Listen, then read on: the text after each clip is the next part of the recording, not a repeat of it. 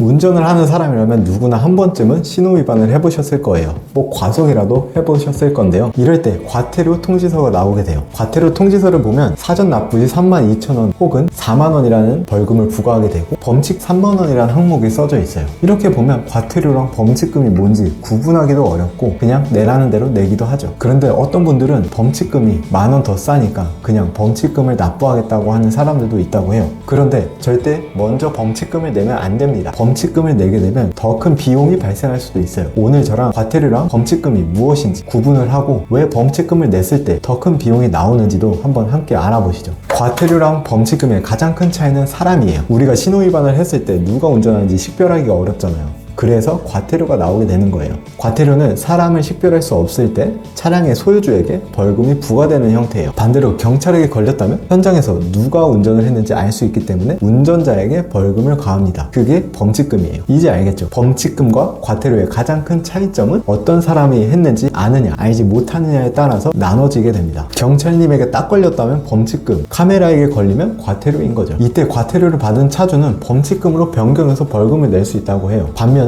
범칙금을 받은 사람은 과태료를 받을 수가 없어요. 왜냐면 운전은 내가 있는데 차량 소유주가 다른 사람이라면 벌금을 다른 사람에게 부과하는 꼴이 되는 거잖아요. 그래서 과태료의 경우에만 범칙금으로 변경이 또 가능합니다. 하지만 범칙금으로 변경을 했을 때는 더 큰 불이익이 다가올 수가 있어요. 왜냐면 우리가 드는 보험 있죠? 자동차 보험이 매년 갱신이 되는데 범칙금을 받으면 벌점도 받게 되고 보험료 할증도 일어날 수가 있어요. 이게 또 무슨 소리냐 하실 텐데 자, 이걸 한번 보세요. 과태료와 범칙금의 가장 큰 차이는 사람이라고 앞에 말씀드렸죠. 그리고 또 다른 거는 벌점이에요. 과태료는 벌금을 내면 끝이지만 범칙금은 벌점을 부과하게 돼요. 당연히 누가 잘못했는지 현장에서 딱 걸렸었기 때문에 발뺌할 수도 없죠. 범칙금은 과태료와 달리 교통법규 위반 사실이 보험 개발원으로 전달돼서 자동차 보험이 오를 수 있습니다. 항목을 한번 보실까요? 이건 보험 개발원에서 제공하는 자료입니다. 신호지시 준수 의무, 중앙선 우측 통행, 속도 제한을 항목 구분 없이 2, 3회 초과했을 경우 5%의 할증이 일어납니다. 4회 이상 하게 되면 10%가 인상이 되죠. 어린이, 노인, 장애 보호구역에서 제한속도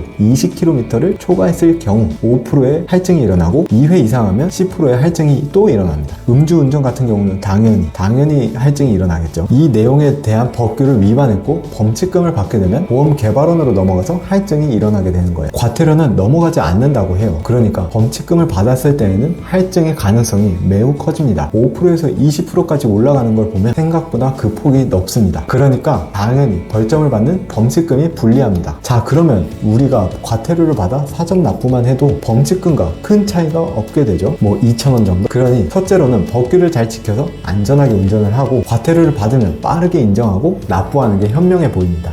마지막으로 벌점에 대한 추가 설명을 하나 해드릴게요. 누적 벌점이 40점 미만일 때에는 다음 해로 넘어갈 때 벌점이 갱신이 되는데 즉 다시 새롭게 0점부터 시작을 하는데 40점 이상 누적될 경우에는 특별 교육을 받은 후에나 감면이 된다고 해요. 40점까지 받으려면 쉽지도 않은 것 같아요. 이 영상이 도움이 되셨다면 구독과 좋아요 부탁드립니다. 감사합니다.